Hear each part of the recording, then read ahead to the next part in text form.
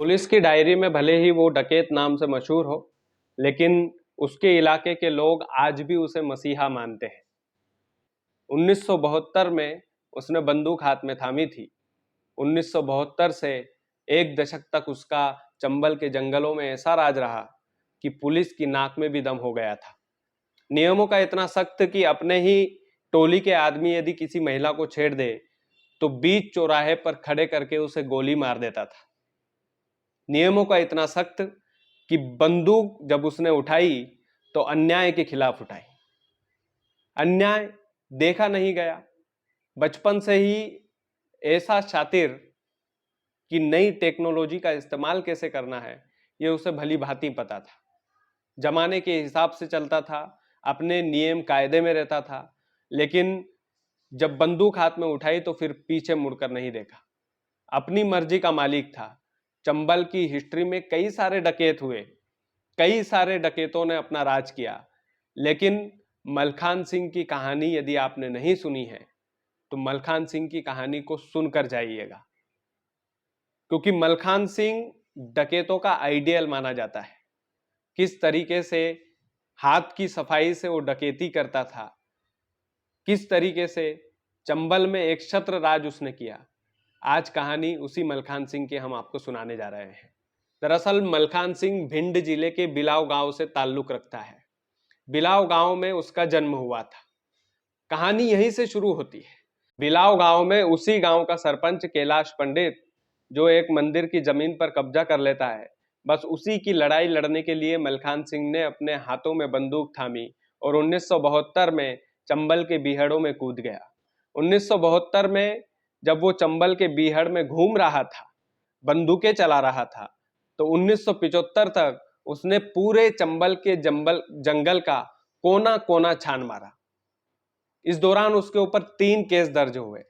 1976 में उसने कैलाश पंडित को मारने का पूरा प्लान बनाया और वो प्लान बना करके कैलाश पंडित को मारने के लिए निकला भी। कैलाश पंडित पर वो गोली चलाता है, लेकिन उस गोली पर किसी और का नाम लिखा था, इसलिए कैलाश पंडित की जगह कोई और व्यक्ति उस गोली का शिकार हो जाता है और मौत के घाट उतर जाता है।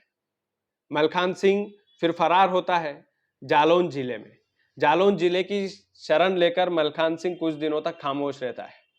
वो अपनी टीम बनाता है मध्य प्रदेश, राजस्थान और उत्तर प्रदेश में। टीम ऐसी बनाता है कि उन्हें पूरे नियम कायदे बता देता है।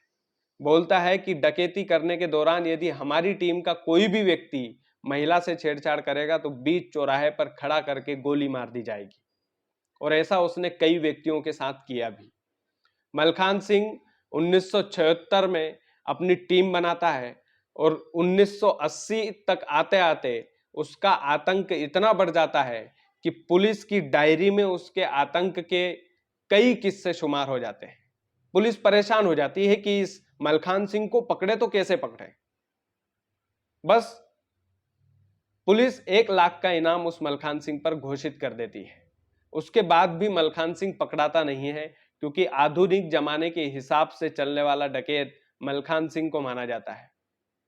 पुलिस की डायरियों में, जैसा मैंने कहा कि पुलिस की डायरियों में तो डकैत ही मानते हैं, लेकिन उसके इलाके के लोग कहते हैं कि नियमों के सख्त थे मलखान सिंह। अन्याय के खिलाफ बंदूक उठाई थी मलखान सिंह ने।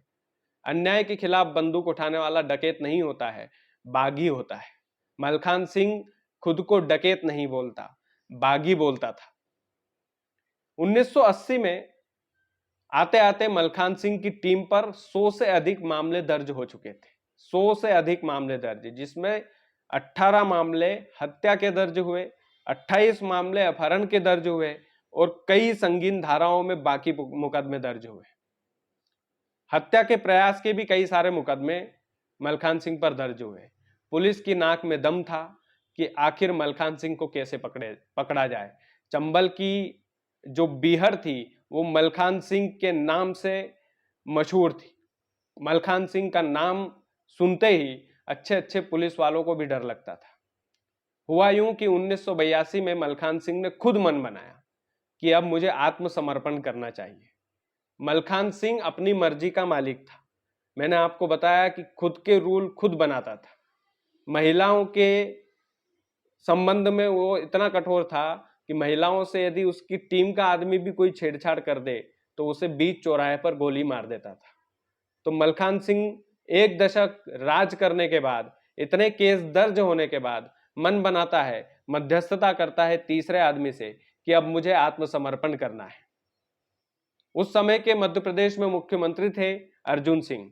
तत्कालीन मुख्यमंत्री अर्जुन सिंह की मध्यस्थता में मलखान सिंह अपने हथियारों को डाल देता है।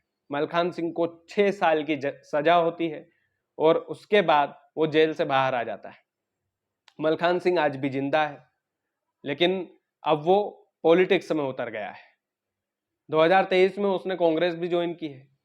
अभी पॉलिटिकल करियर कैसा जाएगा कैसा नहीं जाएगा ये तो पता नहीं, लेकिन मलखान सिंह ने एक मंदिर की जमीन की टुकड़े के लिए बंदूक हाथ में थामी थी। उसके बाद 10 सालों तक राज किया, कई लोगों की हत्या की, आत्मसमर्पण अपनी मर्जी से किया, नियमों का सख्त था जैसा मैंने आपको बताया। कैसी लगी ये मलखान सिंह की छोटी सी कहानी?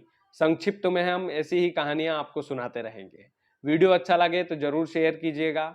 चैनल यदि आपने सब्सक्राइब नहीं किया है तो प्लीज कर लीजिएगा। बहुत बहुत धन्यवाद।